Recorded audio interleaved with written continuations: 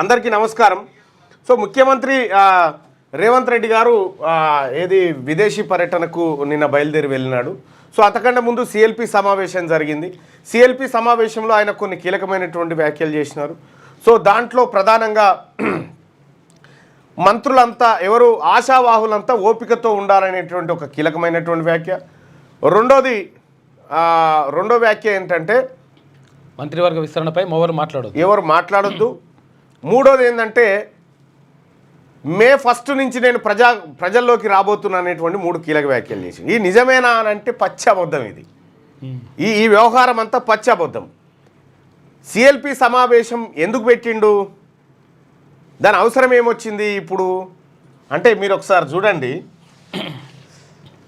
సరే వాళ్ళ పార్టీ వాళ్ళ ఇష్టం, కానీ జనవరి 24 తర్వాత ఆగస్ట్ 24 ఇప్పుడు ఏప్రిల్ 2025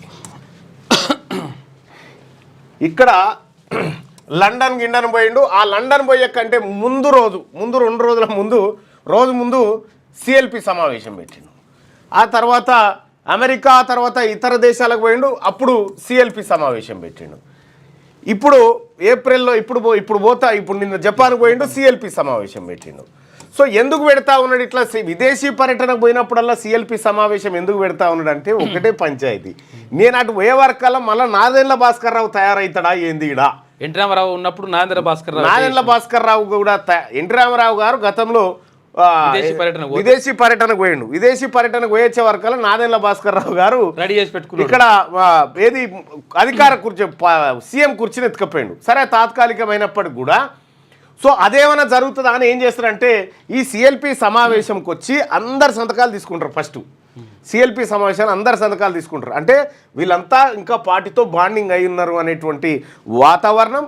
ప్లస్ మనమంతా దీంతో పాటు సహజంగా ముఖ్యమంత్రి చేసేటువంటి కార్యక్రమం ఏంటంటే మనం దుంకాలే చెయ్యాలి అది ఇది అని ఎందుకు చెప్తారంటే అవతల పార్టీ ట్రాప్లో పడకుండా వీళ్ళని జర మోటివేట్ చేసిపోతారు అన్నట్టు. ఇదే సిఎల్పి సమావేశం. ఇంతకు మించి సిఎల్పి మే 1 నుంచి ప్రజాక్షేత్రంలోకి వస్తా అని రేవంత్ రెడ్డి గారు చెప్పారు. వస్తాడా ప్రజాక్షేత్రం? సాధ్యమేనా? అక్కడి నుంచి వచ్చిన తర్వాత ప్రజాక్షేత్రం ఏటో ఇదేటో అదేటో.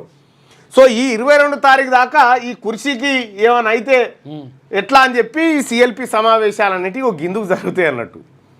ఓసారి నోవాటెల్ హోటల్లా, ఓసారి గచ్చిబౌలి హోటల్లా, ఇంకోసారి ఇంకో హోటల్లో టాప్ హోటళ్ళలో పెట్టి మంచి భోజనం పెట్టి అందరినీ కళ్ళ విందుగా కార్యక్రమం చేస్తారన్నట్టు. సిఎల్పి సమావేశం పెట్టి ఆయన విదేశీ పర్యటన పోయినప్పుడల్లా సిఎల్పి సమావేశం ఉంటుంది. మీరు చూడండి. ఇక ఇప్పుడు ఆయన 3 సార్లు పోయినట్టు 3 సార్లు ఇవే ఉన్నాయి.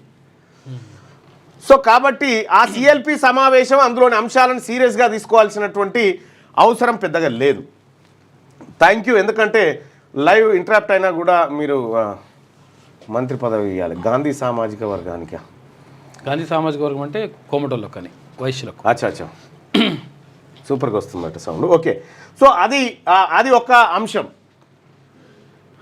దానికి మన పత్రికలు, మన మీడియా అంతా హాట్గా సిఎల్పి సమావేశం ఈయన పైన నడిచిండు, ఆయన పైన ఏం లేదు. ఉత్తదే ఇదంతా కేవలం ముఖ్యమంత్రి పదవిని ఎవడన్నా గుంజుకపోగల, ఎవడన్నా గుంపు తయారు చేయగల అనేటువంటి ఉద్దేశంతో ఇవన్నీ చేస్తూ ఉంటారు అన్నట్టు.